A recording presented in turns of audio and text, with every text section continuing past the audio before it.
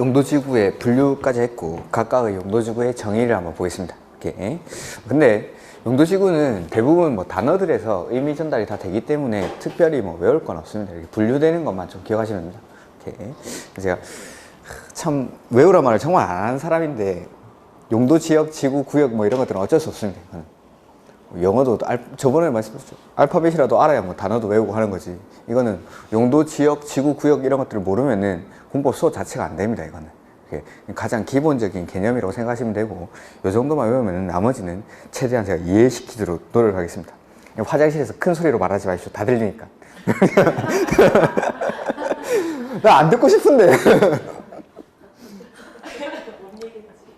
이렇게. 그래서 최대한 암기 말고 이해 쪽으로 하도록 할 건데, 이런 것들은 어쩔 수 없습니다. 분류되는 거, 용어 같은 것들은 외워주실 수밖에 없죠. 이렇게. 자, 첫 번째, 뭐 고도지구부터 나오는데, 고도지구 보시면은 쾌적한 환경 조성 및 토지의 효율적 이용 및 효율적 이용을 위해서 건축물의 높이의 최고 한도를 규제할 필요가 있는 지구. 자, 건물을 일정 높이 이상으로 못 짓게 만드는데, 이런 데가 고도지구입니다. 어디다 많이 지정할까요?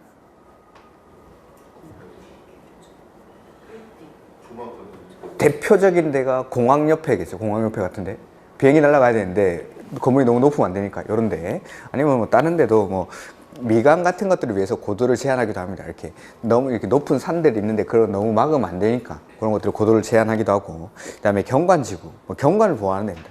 근데 자연경관지구는 당연히 뭐 산지, 구릉지 등 자연환경, 경관을 보호하거나 유지할 필요가 있다고 유지하기 위해서 필요한 지구. 북한산 앞에라든지 이런 데, 경치 좋은 데 이런 데를 막아버리면 안 되니까 이런 데 지정하는 거. 그 다음에 시가지 경관지구는 지역 내 주거지, 중심지 등 시가지의 경관, 보호 또는 유지하거나 형성하기 위해서 필요한 지구. 지역 내 주거지라든지 중심지. 근데 강남에 가니까 엄청나게 높은 오피스 빌딩들이 쭉 서 있는데 거기 뭐 단 1층짜리, 2층짜리 상가 같은 게 들어옵니다. 보기 좋습니까? 안 좋습니까? 안 좋겠죠? 이런 것들. 그런데 아니면은 우리 그 야경 뭐 이렇게 해가지고 많이 나오죠. 뭐 부산의 마린시티 같은데 막 50층, 60층짜리 아파트들이 쭉쭉 서 있는데 거기 3층짜리 다세대 주택 이런 거 지으면은 보기가 안 좋겠죠. 이런 데 지정하는 게 경관지구, 시가지 경관지구라고 생각하시면 됩니다. 그 다음에 특화경관지구라는 거는 예전에 이제 수변경관지구라는 게 있었는데, 수변경관지구랑 미관지구를 통합하면서 특화경관지구로 만듭니다. 그래서 보시면은 지역 내 주요 수계의 수변, 문화적 보존 가치가 큰 건축물, 주변의 경관 등 특별한 경관을 보호 또는 유지하거나 형성하기 위해서 필요한 지구. 한강 주변이라든지 뭐 양수리 이런데, 그런데 수변, 지역 내 주요 수계의 수변 이런데, 그 다음에 문화적 보존 가치가 큰 건축물 돼 있죠. 남대문, 동대문 이런 것들 주변의 경관을 보호할 때 지정하는 게 특화 경관지구입니다. 이렇게. 그래서 경관지구는 자연, 시가지, 특화 경관지구 이렇게 세분합니다. 이렇게. 그다음에 보호지구, 뭐 보호하는 데입니다. 순서가 조금 제가 쓴 거랑 많이 다른데, 자, 보호지구는 문화재, 중요시설물 및 문화적, 생태적으로 보존 가치가 큰 지역의 보호와 보존을 위해서 필요한 지구 해서, 역사, 문화, 환경 보호지구는 문화재, 전통 사찰 등 역사, 문화적으로 보존 가치가 큰 시설 및 지역. 아까 그 바로 위에 특화경관지구는 문화적 보존 가치가 큰 건축물 이렇게 되어 있는데, 여기는 문화적으로 보존 가치가 큰 시설 및 지역 이렇게 돼 있죠. 이미 시험 문제 나왔습니다. 똑같은 걸 또 내진 않겠죠. 이렇게. 그러니까 위에 건축물이니까 동대문, 남대문 이런 데라면은 이 역사문화 환경 보호지구 이런 것들은 문화적 보존 가치가 큰 시설 및 지역, 전통 사찰 이렇게 되죠. 사찰 주변 이렇게, 그 주변을 이런 것, 역사문화 환경 보호지구 이런 것들로 지정할 수가 있습니다. 이렇게. 아니면은 무슨 성터 이런 것들, 풍납토성 뭐 이런 거 있죠.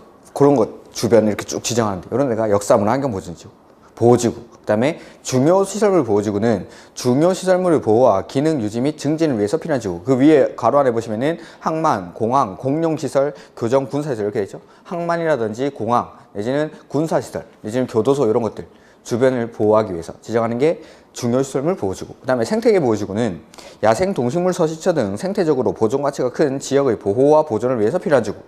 뭐 창녕의 우포늪 뭐 이런 것들, 뭐 생태적으로 보존 가치가 큰데, 아니면은 통일이 된다면 뭐 DMZ 이런 데를 지정할 수도 있겠죠. 이렇게. 그 다음에 칠학지구는 제가 좀 이따가 설명드릴 거고, 개발진흥지구부터 보시죠. 개발진흥지구는 주거, 상업기능, 공업, 유통 물류 기능, 관광 휴양 기능 등을 집중적으로 개발 정비할 필요가 있는 지구. 그러니까 특정한 목적을 위주로 어떠한 산업을 집중적으로 개발할 때 지정하는 게 개발 진흥 지구입니다. 그래서 요거 좀 5가지로 나뉘죠. 주, 산, 관, 목, 특 뭐 이렇게 기억하셔도 되는데, 주거 개발 진흥 지구는 주거 기능을 위주로, 그 다음에 산업 유통은 공업 기능 및 유통 기능을 위주로, 이렇게. 그 다음에 관광 휴양은 관광 휴양 기능을 위주로, 뭐 이런 것들은 볼 필요가 없는데, 복합 개발 진흥 지구라는 거는 위에 있는 3가지 주거, 산업, 유통, 관광 휴양 중에 둘 이상을 결합해서 개발하면은 거기가 복합 개발 진흥 지구입니다. 그 다음에 특정은 위에 있는 3가지 주거, 산업, 유통, 관광, 휴양 중에서 요거 빼고 나머지 기능을 증진하는데 이런 데가 특정 개발 진흥지구입니다. 이렇게. 그래서 주거, 산업, 유통, 관광, 휴양은 그 목적을 위주로 개발을 진행하는 곳. 그 다음에 복합은 주거, 산업, 유통, 관광, 휴양 중에 둘 이상을 결합해서 개발하는 곳. 그 다음에 특정은 주거, 산업, 유통, 관광, 휴양 외의 기능을 위주로 개발을 진행하는 위한 곳이 특정 개발 진흥지구입니다.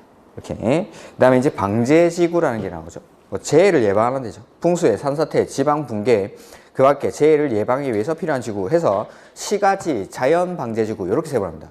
시가지 방제지구는 건축물, 인구가 밀집되어 있는 지역으로서 시설 개선 등을 통해서 재해 예방이 필요한 지구. 그러니까 그 시 안에 보면은 하천 같은 게 흐르는데 여름에 막 장마철만 되면 그게 막 범람을 하고 이런데, 이런 데가 시가지 방제지구로 지정될 수 있는 곳이겠죠. 그 다음에 자연방제지구는 토지 용도가 낮은 해안변, 하천변, 급경사지 주변 등의 지역으로서 건축 제한 등을 통해서 재해 예방이 필요한 지구. 그러니까 사람들은 많이 안 사는데 해안변에 이렇게 절벽 같은데 붕괴 위험이 있다든지 산 같은데 도로 주변의 산에 붕괴 토석 이렇게 흘러내릴 위험이 있는 곳, 이런 데 지정하는 게 자연방제지구라고 생각하시면 됩니다. 이렇게. 그 다음에 특정 용도 제한지구는 좀 이따 설명드릴 거고, 방화지구 말 그대로 불 안 나게 조심하는 다음 페이지입니다. 158페이지. 특정 용도 제한지구는 제가 좀 이따 설명드릴 거고, 방화지구는 불 안 나게 조심하면 됩니다. 그 다음에 복합 용도지구도 좀 이따가 따로 설명드리겠습니다. 이렇게. 그래서 제가 빼놓은 3가지, 칠학지구랑 특정 용도 제한지구, 복합 용도지구 이런 것들은 뭐 글자만 읽고도 충분히 의미 전달이 다 되는 거죠. 이렇게. 그 다음에 뭐 앞으로 넘어오셔가지고 칠학지구부터 한번 설명해 보죠. 칠학지구. 자, 칠학지구 중간쯤에 있죠. 중간쯤에. 녹지, 관리, 농림, 자연환경 보전지역. 이건 우리 배운 겁니다. 용도지역이죠. 용도지역. 그러니까 용도지역이 바로 이 뒤에 또 나옵니다. 용도지구에. 녹지, 관리, 농림, 자연환경 보전지역. 개발 제한 구역은 안 배웠지만 아시겠죠? 그린벨트. 그 다음에 도시자연보호구역은 아직 안 배웠으니까 요거 빼고 앞에 있는 거 녹지, 관리, 농림, 자연환경 보전지역, 개발 제한 구역까지 공통점이 뭘까요? 공통점이?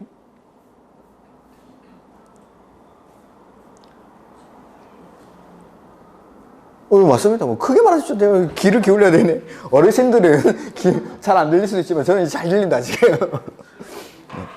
개발이 안 되는 곳, 개발이 조금 덜 되는 곳이죠. 개발이 완전 안 되는 건 아니지만은 개발이 조금 하기 힘든 곳입니다. 개발이 힘든 곳. 자, 녹지, 관리, 농림, 자연환경 보전지역 요런데 개발이 안 되는 곳인데 거기 사람이 살까요? 자연환경 보전지역에 사람 삽니까? 개발 제한구역에 사람이 살까요? 안 살긴 또 뭘 안 삽니까? 살지. 북한산 가보십시오. 거기 주택 다 있지. 녹지, 관리, 농림, 자연환경 보전지역에도 사람들은 다 삽니다. 사람들, 자, 예를 한번 들어보죠. 예, 농림지역입니다. 농림지역. 농림지역에 사람 살아야죠. 논밭이 이렇게 막 펼쳐져 있겠지.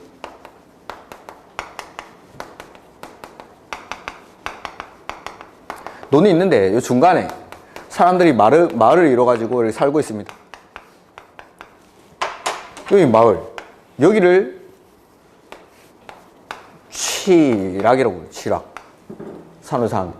그러니까 녹지, 관리, 농림, 자연환경 보전지역, 개발 제한구역 이런 데 사람이 안 사는 게 아니라 사람이 살죠. 사람이 사는데 여기를 취락이라고 해요. 취락. 요 취락을 정비하기 위해서 지정하는 게 취락지구입니다. 취락지구. 근데 어디에 지정하느냐에 따라 가지고 녹지, 관리, 농림, 자연환경 보전지역에 지정하면은 자연취락지구, 그 다음에 개발 제한구역에 지정하면은 집단취락지구입니다. 집단취락지구. 그러니까 어디에 지정하는지에 따라 가지고 자연, 집단으로 구분을 하는데 이게 어떻게 쓰이는지를 한번 보죠. 자, 농림지역에도 마을 사람들이 삽니다. 마을에. 근데 이 농림지역에 사는 사람들은 이 도시지역에 사는 사람들보다 삶의 질은 뭐 훨씬 더 높을 수도 있겠죠. 공기도 좋고 뭐 스트레스도 덜 받고. 다만 농림지역이기 때문에 여기는 삶의 편의성이 약간 떨어집니다. 도시지역에 사는 사람들보다. 우리는 어딜 가나 기가 와이파이가 빵빵 터지고 뭐 LTE를 떠나서 이제 5G 뭐 이런 게 터지죠. 이렇게. 그 다음에 뭐 수도꼭지만 틀면 뜨뜻한 물이 풀풀 나오고, 그 다음에 아파트마다 도시가스가 공급이 되고, 뭐 전기도 어디든지 공급이 되는데, 요런 데는 뭐 기가 와이파이가 이런 건 잘 안 터질 수도 있고, 그 다음에 5G까지는 아직 공급이 안 될 수도 있고, LTE 정도만 될 수도 있고, 이렇게. 그 다음에 우리 이런 데서는 뭐 언제든지 치킨, 피자, 중국집 이런 거 막 시켜 먹을 수가 있죠. 근데 여기는 치킨집이 되게 멀리 있을 수도 있습니다. 피자집이 되게 멀리 있을 수도 있고, 이렇게. 그러니까 이런 데서 치킨이 너무 먹고 싶은 거죠. 교촌 레드윙이 너무 먹고 싶습니다. 맛있죠 이거? 레드윙. 교촌 레드윙이 너무 먹고 싶은데 이 사람들은 교촌 레드윙을 시키면은 이 지역에 교촌 레드윙이 없어가지고 배달이 안 됩니다. 배달이. 피자도. 그래서 집에서 닭 삶아 먹고 전 구워 먹고 이러는. 이 사람들이 돈이 없어서 치킨 못 먹습니까? 아니죠. 피자 못 먹고 치킨 못 먹는 게 돈이 없어서 못 먹는 게 아니라 농림지역이라는 행위 제한을 받다 보니까 이런 지역에는 뭐 일반 음식점이라든지 이런 게 못 들어오는 겁니다. 그래서 이런 사람들이 이런 것들 못 먹는 거죠. 그 다음에 뭐 농림지역이니까 가을거지 하고 나면은 마을에 이제 잔치 같은 거 하겠죠. 뭐 돼지 한 마리 잡아가지고 어르신들 모여가지고 이렇게 막걸리 한잔 합니다. 술 한잔 먹고 나면 뭐 해야 됩니까? 술 한잔 먹고 나서 뭐 합니까? 그럼 노래 한 곡 해야죠, 그렇죠? 안 놀아보셨나? 술 한잔 먹고 나면은 노래 한 곡 해야 되는데, 여기는, 이런 지역은 농림지역이다 보니까는 노래방이 1시간 거리에 있는 거예요, 1시간 거리. 1시간 거리에 노래방 가면, 가다 술이 닿겠죠, 술이. 그러니까, 이분들이 노래방에 못 가는 이유는 돈이 없어서 못 가는 게 아니라 농림지역이라는 행위 제한을 받다 보니까. 즉, 녹지관리, 농림, 자연환경 보전지역과 같이 행위 제한이 강한 곳에도 사람들이 사는데 그 지역을 칠학이라고 부르고, 요런 사람들도 사람들이 사는데 도시지역보다는 편의성이 떨어지는데 요 편의성을 좀 끌어올려 주는 겁니다. 이렇게 농림지역 이런 데는 행위 제한이 강하니까 이런 데서 원래 못 들어오던 일반 음식점이라든지 이런 편의시설들을 좀 넣어주면서 이 칠학을 자체적으로 개발하기 위한 곳이 칠학지구입니다. 칠학지구. 개발 제한 구역에 아까 사람 산다고 했습니까? 안 산다고 했습니까? 살죠. 그 개발 제한 구역. 북한산 저쪽에 뭐 그런데 도봉구 쪽에 송추계곡인가? 거기 가면 백숙집이 있습니까? 없습니까? 맛있죠, 거기. 그런 데가 개발 제한 구역일 수도 있는데 집단 칠학지구. 그런 데 가가지고 백숙만 먹고 오지 마시고 이런 데가 집단 칠학지구가 아닐까라고 생각하시면 돼요. 이렇게. 개발 제한 구역이 지정하는 데가 집단 칠학지구. 이렇게. 그래서 그런 지역은 행위 제한이 너무 강하다 보니까 그 행위 제한을 약간 풀어줘가지고 이 칠학을 자체적으로 개발하는 게 칠학지구입니다. 칠학지구. 그래서 규제를 가하면은 대부분 이렇게 행위 제한을 강화시키는데 이런 칠학지구 같은 데는 조금 풀어주겠죠. 말 그대로 개발진흥지구 역시 행위 제한을 약간 풀어줄 겁니다. 그런데 개발을 진흥하기 위해서 그런 데가 칠학지구. 자, 근데 좀 특이한 게 용도지구라는 거는 뭘 도와주는 겁니까? 지역을. 그래서 지구는 지역 위에 지정이 된다고 했죠. 근데 집단 칠학지구 이건 어디다 지정하는 겁니까? 집단 칠학지구는 개발 제한 구역에 그렇죠? 그래서 자연 칠학지구는 녹지 관리 농림 자연환경 보전 지역을 대상으로 지정하는데 집단 칠학지구는 개발 제한 구역이 뭐냐면은 저기 나오는 용도 구역입니다. 용도 구역.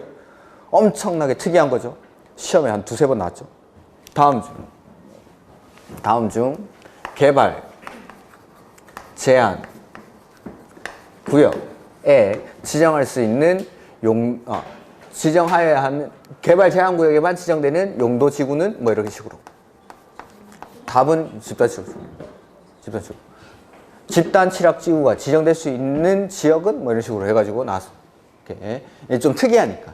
다른 것들은 다 지역 위에 지정하는 건데 집단 칠학지구는 개발 제한 구역, 즉 용도 구역에다가 지정을 하는 용도 구역에다가. 그래서 이런 행위 제한이 강한 곳의 칠학을 자체적으로 개발하기 위해서 지정하는 곳이 칠학지구입니다. 칠학지구. 이렇게 칠학지구도 나중에 도시개발법 가면 많이 나오니까 이런 것들 칠학지구는 조금 기억을 해 주십시오. 그 다음에 이제 특정 용도 제한 지구라는 게 나오죠. 특정 용도 제한 지구. 그건 이제 다음 페이지 나오겠죠. 다음 페이지에. 자, 정의를 한번 보겠습니다. 주거 및 교육 환경 보호나 청소년 보호 등의 목적으로 오염물질 배출 시설, 청소년 유해 시설 등 특정 시설의 입지를 제한할 필요가 있는 지구라고 되어 있죠. 이렇게. 자, 목적은 주거 환경 보호나 교육 환경 보호 내지는 청소년 보호 등의 목적으로 이렇게 이런 것들을 목적으로 오염물질 배출 시설이나 청소년 유해 시설 등 특정 시설의 입지를 막아버리는 거. 이게 특정 용도 제한 지구입니다. 이것도 실제 사례를 들어가지고 한번 설명해 보죠. 실제로 신도시에서 있었던 일입니다. 이게 중간에 이제 4차선 도로가 하나 있고 여기는 주거지역, 여기는 상업지역이라고 가정을 해보죠. 이렇게 4차선 도로 하나를 놔두고 이쪽은 주거지역, 이쪽은 상업지역. 여기도 뭐 그렇죠. 요 반대편 바로 아파트 있고 여기는 이제 상업지역이고. 자, 여기를 보셔도 되겠네. 여기를. 신도시의 주거지역이니까 뭐 지을까요? 아파트 단지가 들어올 겁니다. 이렇게. 그래서 신도시 주거지역에 이렇게 도로변을 따라서 아파트 단지가 들어있고 뭐 뒤에 동도 있겠죠. 이렇게. 지금 주거지역은 주거지역에 맞게 활용이 되고 있습니까? 네, 주거지역에 아파트 지었으니까 주거지역이라는 용도지역에 맞게 활용이 되고 있습니다. 그 다음에 상업지역. 자, 신도시의 상업지역이니까 상업지역에 들어올 수 있는 건물들을 제가 한번 지어보겠습니다. 첫 번째, 상업지역에 노래방 이런 거 지을 수 있습니까? 노래방? 네, 노래방. 그 다음에 상업지역이니까 옆에는 젊은 애들 놀기 위해서 버닝썬 이런 거 지을 수 있어요. 버닝썬? 클럽. 애들 가는 클럽. 그 다음에 어르신들도 좀 놀아야 되니까 옆에는 이제 성인 나이트, 아라비안 나이트 뭐 이런 거. 상업지역에 나이트 이런 거 들어올 수 있습니까? 그 다음에 클럽이라든지 이런 나이트 이런 것들이 항상 데리고 다니는 애들이 있죠. 숙박업소. 모텔 지을 수 있습니까? 상업지역이니까 모텔 지을 수 있겠죠. 우리 학원 바로 옆에도 모텔이 있죠. 숙박업소도 들어옵니다. 이렇게. 자, 상업지역은 지금 상업지역에 맞게 활용이 되고 있습니까? 주거지역은 주거지역에 맞게 활용이 되고 있고 상업지역은 상업지역에 맞게 활용이 되고 있습니다. 이렇게. 자, 여기 아파트에 사시는 남편분이 저녁에 퇴근합니다. 저녁을 먹고 나서 베란다에 나가더니만 안 들어옵니다. 뭐 하고 있겠습니까? 그걸 보고 있네. 여긴 중2가 사는데 저녁을 먹고 이제 숙제하러 들어간답니다. 둘이 숙제하겠지 하고 이렇게 아침에 밥 먹으러 깨우러 갔더니만 애가 눈이 벌게져서 나오는 거예요. 밤새도록 이렇게 보고.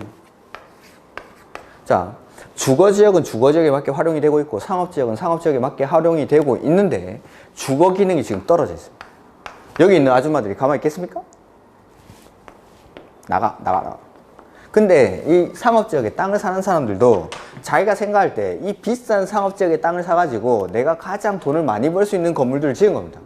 자, 상업지역은 상업지역에 맞게 활용이 되고 있고 주거지역은 주거지역에 맞게 활용이 되고 있는데 이 주거 기능이 떨어지더라는 거죠. 자, 용도 지역만으로는 이런 문제를 해결할 수가 없을 때 그때 투입되는 게 지구입니다. 지구. 그래서 자, 주거지역과 상업지역이 이렇게 맞게 활용이 되고 있는데 주거 기능이 떨어지다 보니까는 요 앞에 이 사람들한테 나가라는 겁니다. 나이트, 모텔, 니네 나가요. 그러면서 여기 상업지역의 맨 첫 번째 블록 여기를 막아버립니다. 즉 정의를 다시 한번 보면은 주거환경이나 교육환경 보호 내지는 청소년 보호 등을 위해서 오염물질 배출 시설이나 청소년 유해 시설들 이런 시설의 입지를 막아버리는 거죠. 그러면 이 사람들은 야 우리는 어디 가라고? 우리는 어디 간대? 시내 나가면 모텔, 나이트클럽 이런 것들이 바로 첫 번째 블록에 있습니까? 아니면 뒤쪽에 모여 있습니까? 나가라는 겁니다. 니네가 굳이 앞에 있을 필요가 있냐라는 거죠. 여기 보면은 큰 길가에 쫙 보면은 우리 학원 건물, 뭐 경찰서라든지 커피집, 뭐 휴대폰 가게, 동물병원 뭐 이런 거 있지.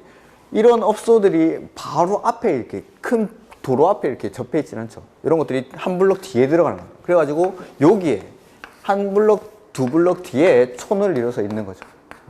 그러니까 앞에 나올 필요는 없다라는 거예요. 이런 것들. 그러니까 이런 것들 뒤로 막는 거. 그래서 주거환경, 교육환경 보호라든지 청소년 보호 등을 위해서 오염물질 배출 시설이나 청소년 유해시설 등 이런 특정 시설의 입지를 제한하는 데가 특정 용도 제한지구입니다. 그래서 이제 우리가 이제 상업지역, 여기도 마찬가지죠. 상업지역이라든지 시내 같은 데 가보면은 이런 시설들이 맨 앞에 블럭에 있는 게 아니라 한 블럭 뒤에 들어가서 이렇게 모여 있는 겁니다. 이렇게. 특정 시설의 입지를 제한하니까. 이렇게. 여기도 마찬가지, 뭐, 여기는 아파트를 예를 들었지만은 중학교 같은 거 있으면 마찬가지겠죠. 중학교 앞에 이런 시설들이 쭉 배치되어 있다. 뭐 이렇게 많이 필요도 없죠. 중학생들 초토화시키는 데는 뭐 요만큼만 있어도 상관없습니다. 위에서 못 내리는 이유가 중2 때문에 얘들이 무서워서. 우리나라에서 가장 무서운 애들. 이런 애들은 조금만 있어도 애들이 축토화가 됩니다. 그러니까 이런 것들을 위해서 특정 시설의 입지를 막아버리는 데가 특정 용도 제한지구. 이렇게. 일산에서 이런 일이 있었다고 합니다. 일산에서. 신문에. 백석지구인가? 뭐 그쪽에. 이게 이제 특정 용도 제한지구입니다. 그 다음에 자, 이제 설명 안 드린 게 복합 용도지구. 복합 용도지구. 보면은 지역의 토지 이용 상황, 개발 수요 및 주변 여건 등을 고려하여 효율적이고 복합적인 토지 이용을 도모하기 위해서 특정 시설의 입지를 강화합니까? 완화합니까? 네, 이게 핵심입니다. 예. 특정 시설의 입지를 완화를 해줍니다. 맞아, 완화. 여기다 보죠.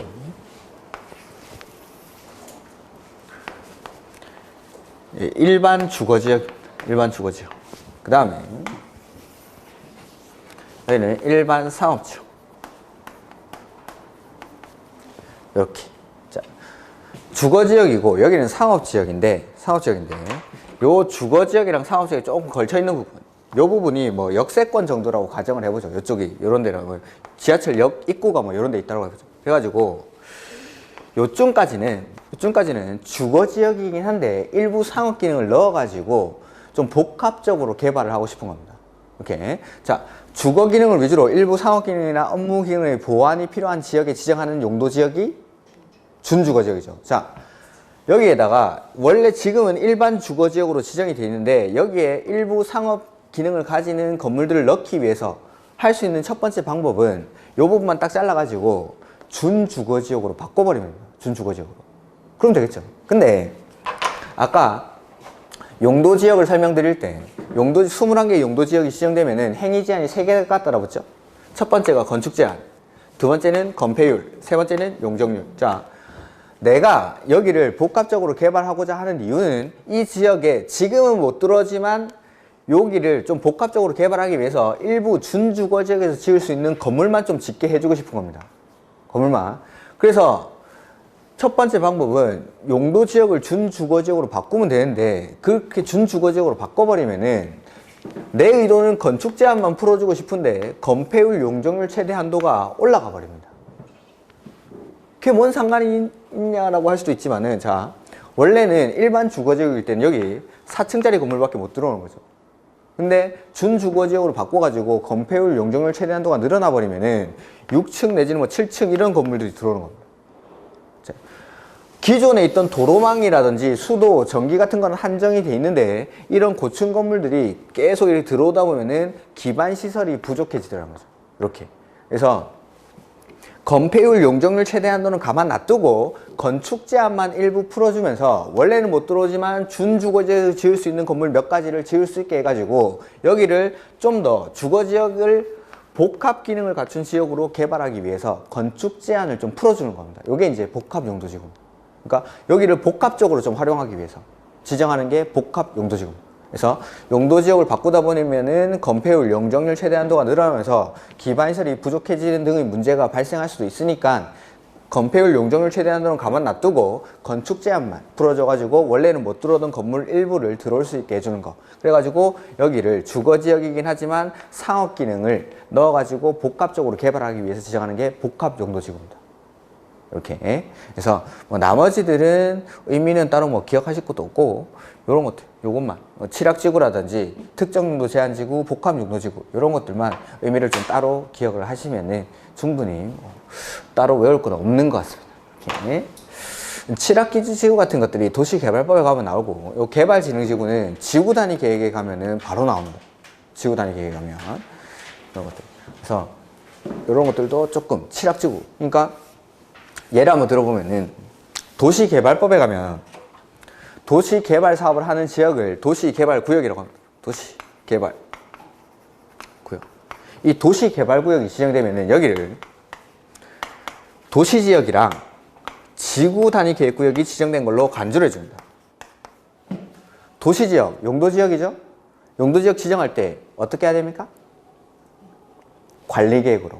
근데 도시개발법에서 도시개발구역이 지정되면은 관리계획 절차를 안 거치고 그냥 바로 도시지역이 된 걸로 봐줍니다. 그 다음에 지구단위계획구역 지정할 때 어떻게 해야 됩니까? 관리계획으로. 지구단위계획구역을 지정하고 지구단위계획을 수립할 때도 관리계획으로. 근데 요것도 저거 안 하고 도시개발구역이 지정되면은 지구단위계획구역이 지정된 걸로 봐줍니다. 이렇게 지구단위계획구역이 뭔지 몰라도 일단 들어놓으면. 자, 이런 것들이 개발법에 가면 막 튀어나온다 이 말입니다. 이렇게. 근데 도시지역이 뭐였더라? 용도지역이었는지도 모르면은 다시 봐야죠. 다시. 그러니까 지금 용도지역 이런 것들을 기억해놔. 그 다음에 여기 또 단서가 붙는데 지구단위계획구역이나 취락지구에서는 그러하지 아니하다 뭐 이런 단서가 있습니다. 지구단위계획 또 나오죠? 취락지구 나오죠. 취락지구. 여기서 취락지구가 뭔지 기억을 못하면은 앞에 또 가봐야겠습니다. 국계법 이런 것들. 그러니까 개발법, 정비법에 가면은 지금 쓰는 용도지역, 용도지구들이 막 들어가 있습니다. 들어가 있는데 취락지구라든지 뭐 도시지역 이런 용도지역, 용도지구의 개념이 안 잡혀 있으면은 그때 갔을 때 다시 앞으로 찾아와가지고 취락지구가 뭐였더라 한번 확인해봐요. 그러면 그만큼 이렇게 이해 속도도 늦어지고 점점 이렇게 책을 보는 속도도 늦어지고 하는 거죠. 그래서 이런 것들은 좀 빨리 기억을 해주시라고. 이렇게. 이게 이제 용도지구입니다. 용도지구. 이렇게. 그래서 자, 쉬는 시간 동안 뭐 외우셨겠죠? 생각나는 대로 한번 불러보시죠. 경관지구, 고도지구, 방제지구, 방화, 보호지구, 그 다음에 취락지구, 개발진흥지구, 특정용도제한지구, 복합용도지구. 하나도 안 외우고 그렇게 떠들고 계셨습니까?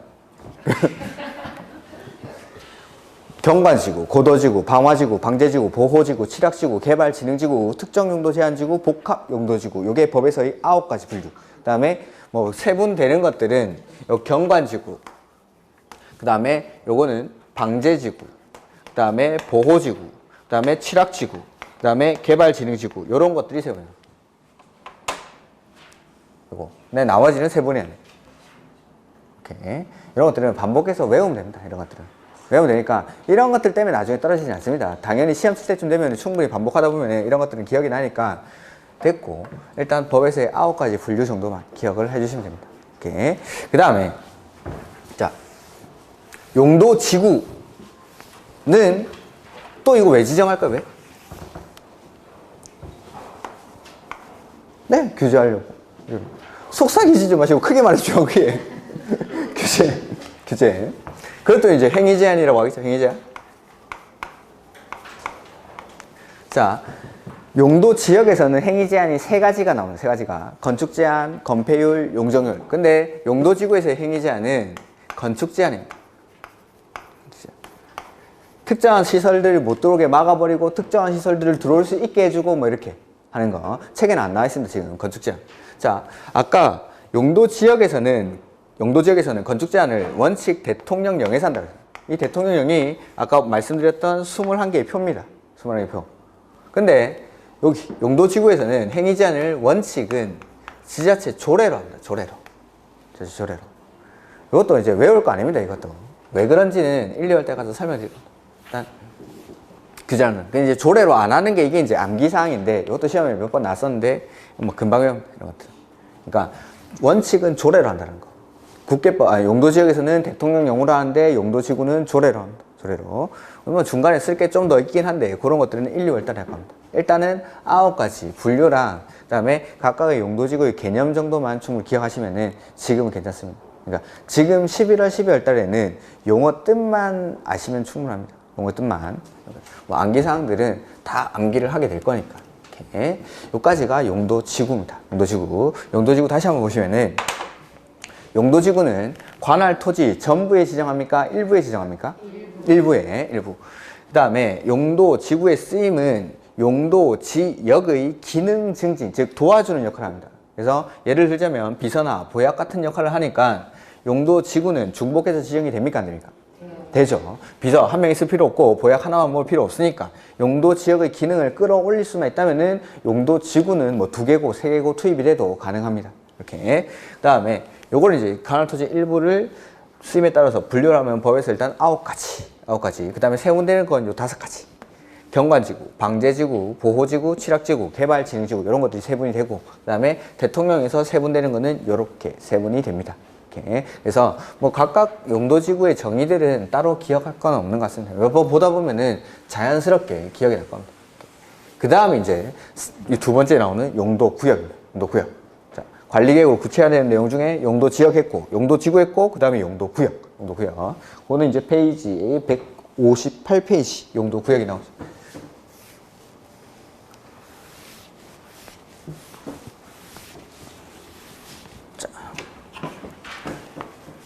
용도, 구역도 돼 있고 구역도 당연히 관할에 있는 토지를 대상으로 지정을 하겠죠. 관할 토지.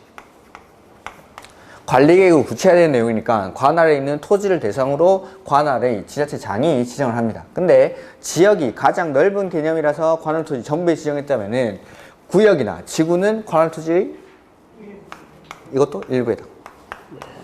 그 다음에 용도 구역의 쓰임을 책으로 한번 확인해 보죠. 이렇게. 자, 158페이지에 정의가 나오죠. 용도구역이란 토지 이용 및 건축물의 용도, 건폐율, 용적률, 높이 등에 대한 용도 지역 및 지구의 제한을 강화하거나 완화하여 따로 정함으로써 시가지의 무질서한 확산 방지, 계획적이고 단계적인 토지 이용의 도모, 토지 이용의 종합적 조정 관리 등을 위해서 관리계획으로 결정하는 지역을 말한다. 역시 용도구역도 관리계획으로 지정을 합니다. 관리계획으로. 그 다음에 지금 읽은 것 중에 가장 중요한 것 같은 단어들을 한번 찾아보죠.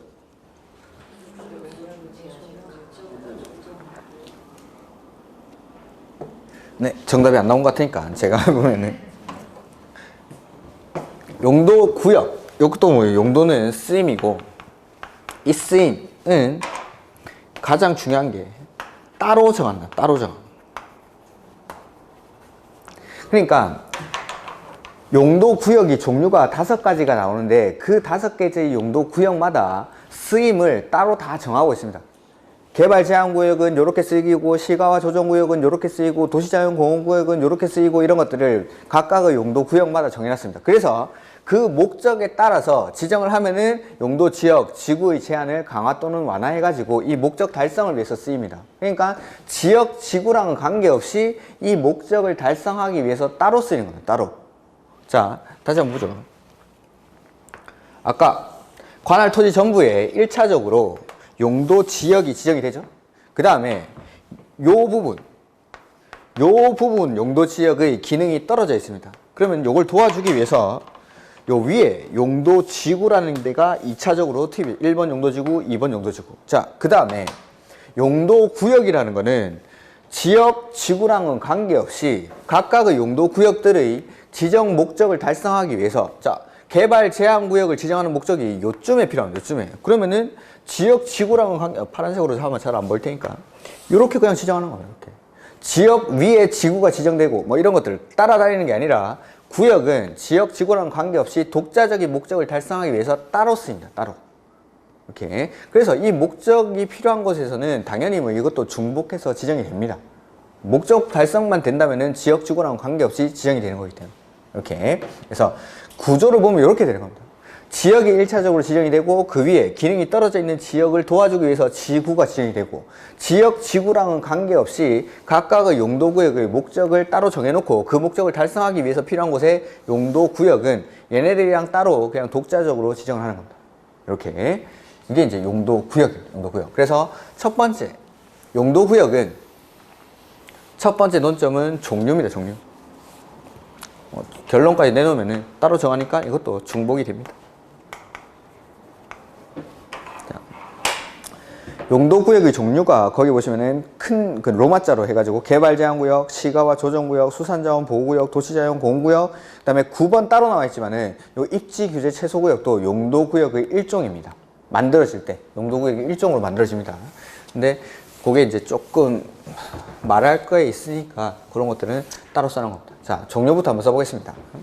첫 번째가 개발, 제한, 구역. 우리가 흔히 부르는 그린벨트라고 하는 거. 그 다음에 순서대로 시가화 조정구역. 시가화 조정구역. 그 다음에 세 번째는 도시, 자연, 공원, 구역. 그 다음에 네 번째가 수산, 자원, 보호, 구역. 그 다음에 다섯 번째 써놓고 하죠. 다섯 번째는 입지, 규제, 최소, 구역. 용도 지역, 지구보다는 뭐 말들이 일단 조금 기니까 일단 용어에 익숙해져야 됩니다. 자, 같이 해보죠. 첫 번째 뭡니까? 개발 제한구역. 두 번째는 시가와 조정구역. 시가와 조정구역은 시가와 유보구역이라고 부르기도 합니다. 그 다음에 세 번째 도시, 자연, 공원구역. 네 번째 수산, 자원, 보호구역. 그 다음에 입지, 규제, 채소, 구역. 이렇게 낯선 단어들은 계속 입 밖으로 내뱉어봐야 익숙해집니다. 첫 번째가 개발제한구역, 두 번째는 시가화, 조정구역, 도시자연, 공원구역, 수산자원, 보호구역, 입지, 규제, 채소구역.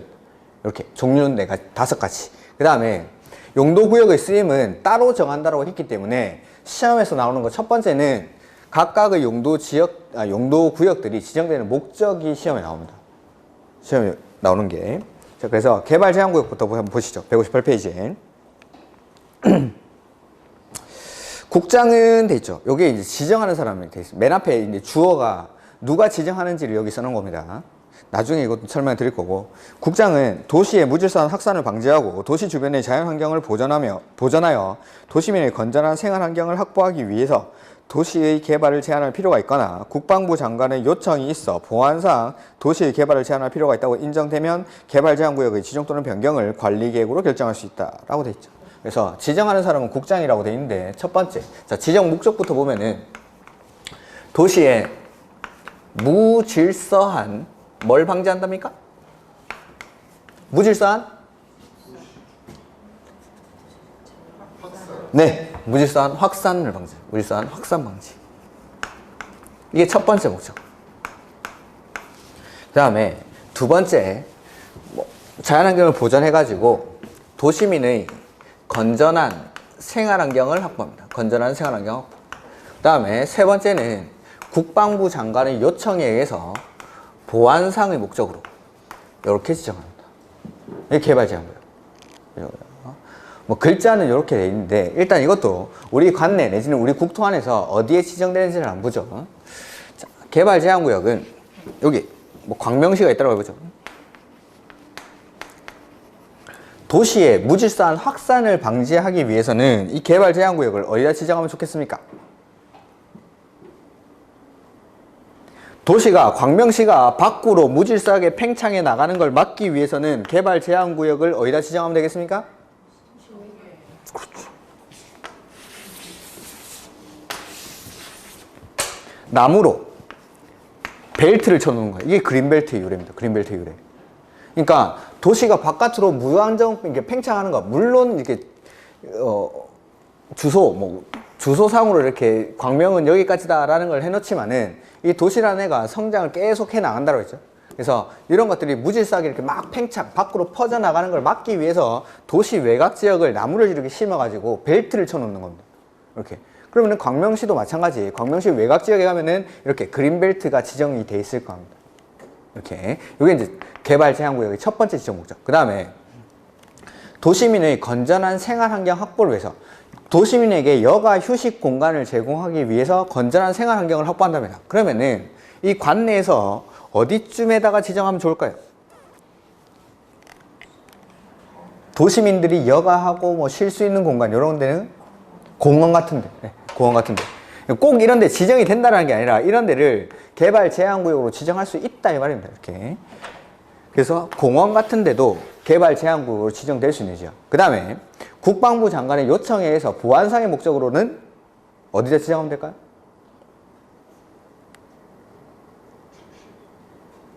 보안상. 국방부 장관이 요청하면은 군부대, 그렇죠, 군부대. 국방부 장관이 경찰서 옆에 보안을 유지할 필요는 없겠죠. 군부대.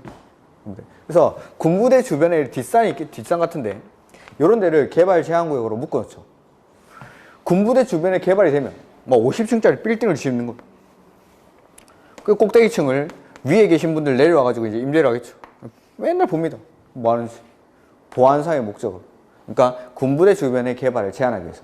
요렇게 세 군데다. 그러니까 뭐 시험에는 당연히 글자들이 나오겠지만은 요런 것들이 뭐 이런 데 외곽지역에 가가지고 보안상의 목적으로 지정을 했겠구나가 아니라 여기는 도시가 무질서하게 확산되는 걸 방지하기 위해서 이 도시 외곽지역에다가 지정을 하고 그 다음에 도시민에게 여가 휴식 공간을 제공하기 위해서 공원 같은 데가 개발 제한 구역으로 지정될 수 있고 그 다음에 세 번째 군부대 주변에 보안상의 목적으로 지정을 합니다. 그래서 군부대 있는데 이 뒷산에 가보면은 개발 제한 구역으로 지정된 곳이 많이 있습니다.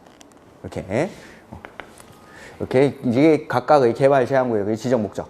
그 다음에 시가와 조정 구역은 제가 좀 이따 따로 설명을 드릴 거고 도시자연 공원구역부터 보시죠.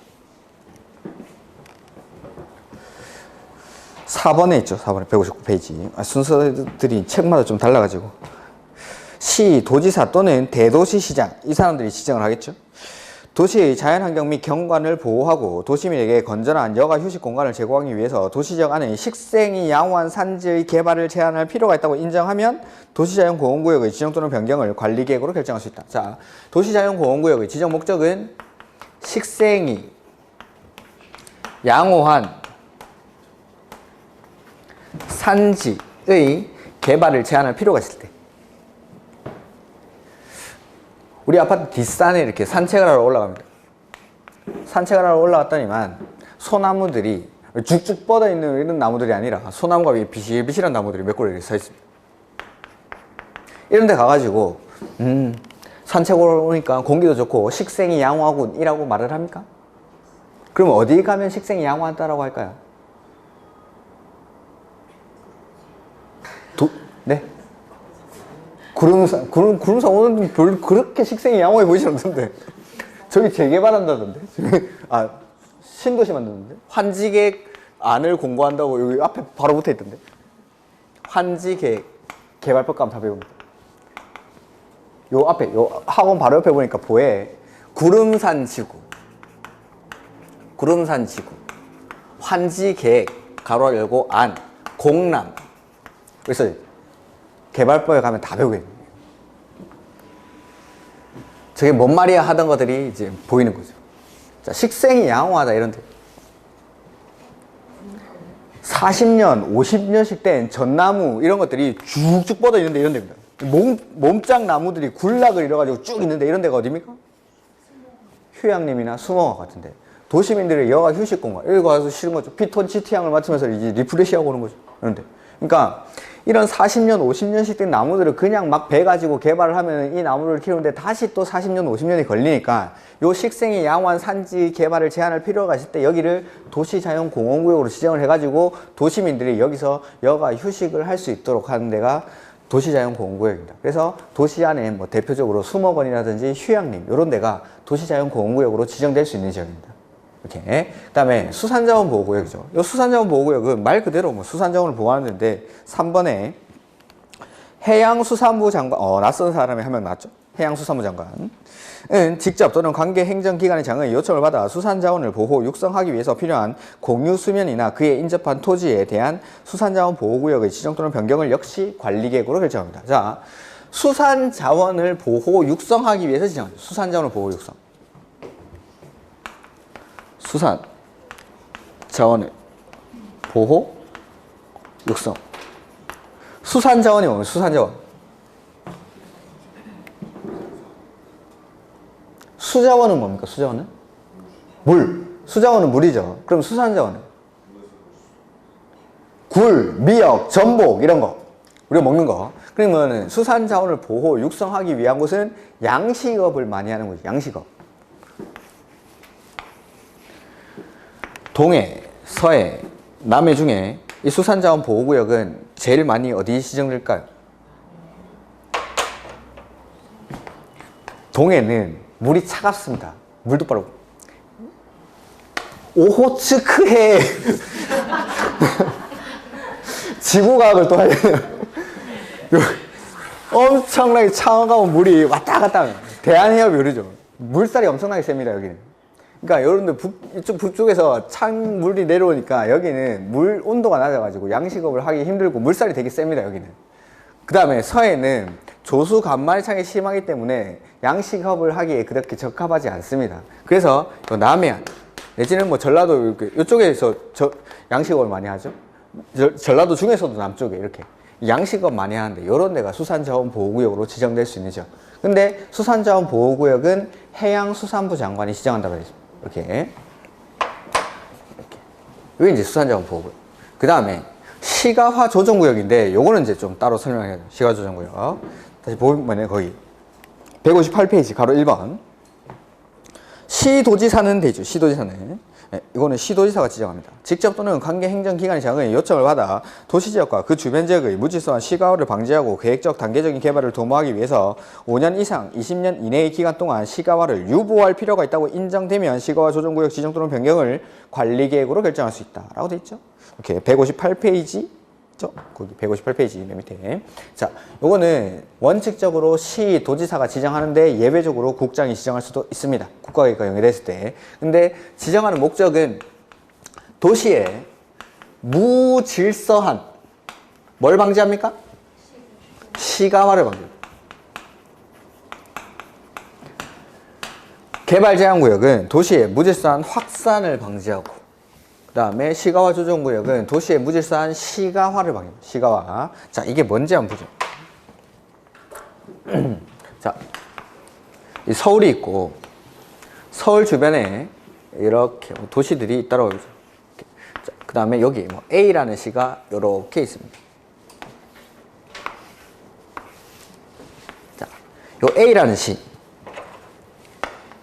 A라는 시가 신도시를 개발을 하고 나서 A라는 시가 이제 시가화가 되는 거죠. 점점 성장해 나갑니다. 그럴 때 이 A라는 시는 가만 놔두면은 시가화가 될 때 1번, 2번, 3번, 4번 중에서 어디로 시가화가 될까요? 그렇겠죠. 그렇겠죠. 자, 우리가 밖에서 사회생활 할 때도 어떤 사람이랑 친하게 지내고 싶습니까?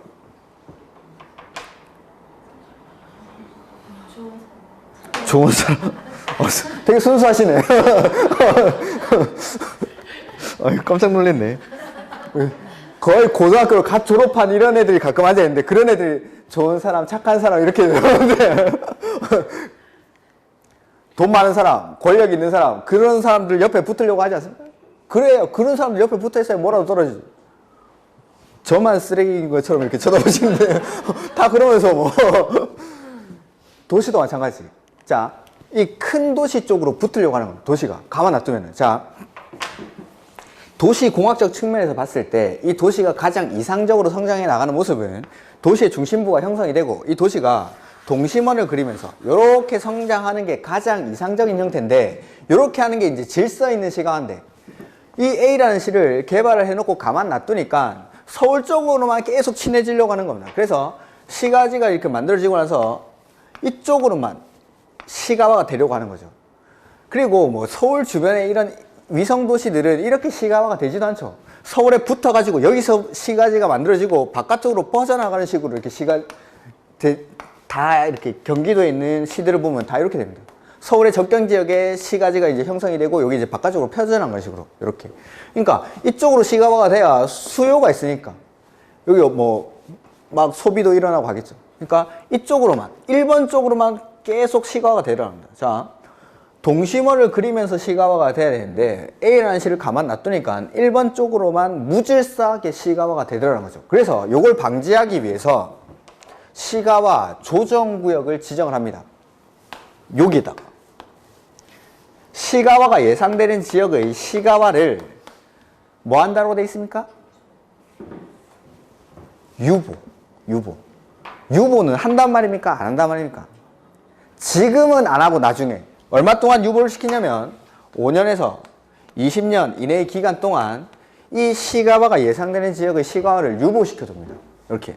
자, A라는 시가 가만 놔두면 서울 쪽으로 붙을 것 같으니까 이 서울 쪽으로 시가화가 예상되는 지역의 시가화를 막아놨죠. 유보시켜놨습니다. 그러면은 이 A라는 시는 성장을 합니까? 안 합니까? 이쪽을 막아버리면은 A라는 시는 성장을 합니까? 안 합니까?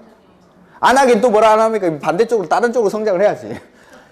여기를 막으면 성장을 안 하는 게 아니라 다른 쪽으로 이제 성장을 하는 거야. 다른 쪽으로. 뭐 이쪽으로 성장을 하고, 그 다음에 뭐 다른 쪽으로도 성장을 하고, 다른 쪽으로 성장을 하고. 자, 가만 놔뒀으면은 서울 쪽으로 계속 붙었을 텐데, 여기를 막아버리니까 이 A라는 시는 다른 쪽으로 이제 시가화가 되더라는 거죠. 자, 다른 쪽으로 시가화가 충분히 됐을 때 이 시가화 유보구역을 해제를 합니다.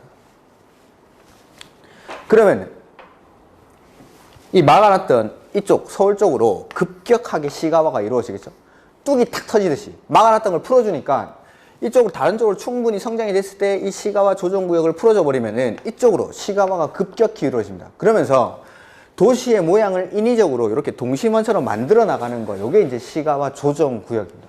그러니까 우리가 집에서 화분 분재를 하듯이 가지치기를 해가지고 내가 원하는 모양으로 화분을 만들어 나가듯이 이 도시의 모양을 인위적으로 이렇게 질서 있게 커 나가도록 만들어 나가는 게 시가화 조정구역이라고 생각하시면 돼요. 그래서 시가화 조정구역은 시가화가 예상되는 지역의 시가화를 일정 기간 유보시키는데 그 기간이 5년에서 20년 이내의 기간 동안 시가화를 유보시켜줍니다. 여기는 행위제한이 엄청나게 강한 곳이에요. 개발제한구역, 시가화 조정구역 이런 것들은 규제가 엄청나게 센 곳입니다. 이런데 개발제한구역 같은 데는 행위제한이 엄청나게 세니까 국토교통부 장관이 지정을 하는 겁니다. 근데 시가화 조정구역 같은 경우는 무질서하게 시가화가 되는지 안 되는지를 국장이 알 수가 없으니까 시도의사가 지정을 하는 겁니다. 행위제한이 센데. 그래서 이 시가화 조정구역 같은 데는 주택의 신축이 원칙적으로 금지가 됩니다. 주택을 새로 못 짓는다 이 말은 인구 유입 자체를 원천적으로 차단을 시켜버립니다. 기존의 주택만 활용을 해야 되니까. 이렇게. 그래서 5년에서 20년 동안 개발이 안 되는 데가 시가화 조정구역. 이런 데. 이렇게. 근데 이런 데는 뭐 사놓을만 하겠죠. 돈 묻어놓기에는 좋죠. 언젠간 풀릴 거니까. 시가화 조정구역 같은 데는 무질서하게 이쪽으로 시가화가 커 나갈 것 같으니까 여기를 인위적으로 막아놓은 거니까 내가 묻어놓을 돈만 있다면 언젠간 여기는 개발이 된다 이 말입니다. 개발입니다. 그게 이제 시가화 조정구역. 반대로 생각해보면은 돈 되는 땅이 이런 데 일정 기간 동안 묻어놓을 수가 있다면 이게 각각의 지정 목적입니다. 지정 목적. 그래서 첫 번째 논점은 지정 목적, 이렇게 종류랑 지정 목적. 개발제한구역, 시가화 조정구역, 도시자연보호구역, 수산자원보호구역 해서 개발제한구역은 도시의 무질서한 확산을 방지하고 그 다음에 건전한 생활환경을 확보하고 보안상의 목적으로 지정을 하고, 시가화 조정구역은 무질서한 시가화를 방지하기 위해서, 그 다음에 도시자연보호구역은 식생이 양호한 산지에서의 개발을 제한할 필요가 있을 때, 그 다음에 수산자원보호구역은 수산자원을 보호, 육성하기 위해서 지정합니다. 그 다음에 여기 이제 지정 목적, 이 두 번째 논점이고, 세 번째는 지정권자입니다. 누가 지정하는지. 자, 용도구역 이거 어떻게 지정합니까? 어떻게? 관리계획으로. 어떻게 지정합니까? 하면 관리계획. 오케이. 관리계획으로. 그러면은 용도구역을 지정하는 사람이랑 용도지역을 지정하는 사람이 같습니까? 다릅니까? 같아야 됩니다. 관리계획을 결정하는 사람이 지정을 해주는 겁니다. 자, 관리계획을 결정하는 사람이 이제 권한자는 한 번도 설명 안 드렸었는데, 관리계획을 결정하는 사람이 원칙적으로는 시, 도, 대도시 시장이 관리계획을 결정합니다. 이 시가 뭐였죠? 이 시가 특별시, 광역시. 도랑 같이 나오니까 이 시는 특별시, 광역시. 특별시, 광역시. 시, 군, 구 나왔을 때 이 시는 광명시 같은 거. 도 밑에 있는 시. 근데 시, 도가 묶여 나왔으니까 요 시는 특별시랑 광역시를 말하죠. 그래서 관리계획을 결정하는 사람은 원칙적으로 시, 도, 대도시 시장입니다. 근데 예외적으로 국토교통부 장관이 관리계획을 결정하는 경우가 있습니다. 첫 번째 거는 지금 하기 힘들고, 두 번째는 개발 제한 구역에 대해서는 국토교통부 장관이 관리계획을 결정합니다. 그래서 이거 지정하는 사람이 국토교통부 장관입니다. 그러니까 지정하는 사람은 다 관리계획의 결정권자인데, 여기서 이렇게 개발 제한 구역을 누가 지정합니까? 이렇게 나오는 게 아니라, 요거는 이 지정권자 문제를 낼 때 관리계획에서 냅니다. 관리계획. 도시군 관리계획. 뭐 다음 중 관리계획의 결정권자가 다른 사람은 29의 문제. 29회 문제. 그래서 국장이 하는 경우가 3가지인데 원래는 4가지였습니다. 4가지. 4가지 중에 하나가 없어져가지고 요거 이제 모르고 내가지고 29회 때 전원정답 됐던 문제가 요 문제인데 원래는 4가지라서 시도 대도시가 하는 거 하나 딱 집어넣어가지고 문제를 만드는 겁니다. 거기서 많이 나옵니다. 거기서. 그래서 개발제한구역은 국토교통부 장관이 지정하니까 개발제한구역을 지정하는 그 주어에 국토교통부 장관이라고 돼 있지만 그 사람은 관리계획 결정권자입니다. 관리계획 결정권자. 그 다음에 여기 시, 도, 대도시가 하니까 별말이 없는 도시재생공원구역 같은 경우에는 시, 도, 대도시가 하는데 시가와 조정구역은 행위제한이 엄청나게 강한 곳입니다. 그러니까 대도시는 빼고 시, 도지사만. 도지사만. 다 관리계획 결정권자인데 살짝 들어가고 빠지고 이렇게 하는 겁니다. 근데 이 시가와 조정구역도 국가계획과 연계해서 지정할 경우에는 국장이 지정하는 경우가 있습니다. 그 다음에 수산자원보호구역은 바다 관련된 거니까 해양수산부 장관이 합니다. 해양수산부 장관. 이렇게. 그래서 그게 이제 지정하는 사람이 관리계획의 결정권자인데 그거는 관리계획 설명드릴 때 관리계획의 결정권자에서 다 설명을 드릴 겁니다. 이렇게. 그것까지 하면은 이제 개발 제한 용도구역의 종류, 그 다음에 지정의 목적, 지정권자까지 딱 보기에 이런 것들이 시험에 나올 것 같습니까? 너무 쉽죠. 너무 쉽죠. 단독 문제로 내기가 일단 힘들다는 거예요. 단독 문제로. 이런 것들을 뭐 이렇게 따로 떼가지고 용도구역만 따로 떼서 문제 내기에는 양이 너무 작습니다. 양이. 그래서 여기는 방금 보신 지정권자는 아까 봤던 관리계획의 결정권자, 뭐 예외적으로 국장이 관리계획을 결정하는 경우는 이런 식으로 물어보는 경우가 훨씬 많습니다. 지정 목적 같은 경우에도 거의 따로 내는 경우가 없고 나오면은 행위 제한이 나옵니다. 역시 용도구역을 지정하는 이유도 규제하려고 합니다.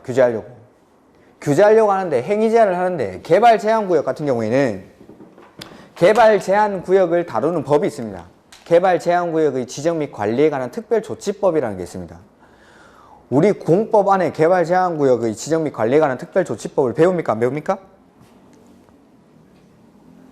자, 공법 안에는 6가지 법이 있다고 했죠? 그 6가지 법에 개발 제한 구역의 지정 및 관리에 관한 특별조치법이 있었습니까? 없었습니까? 시험 범위가 아니기 때문에 시험에 안 냅니다.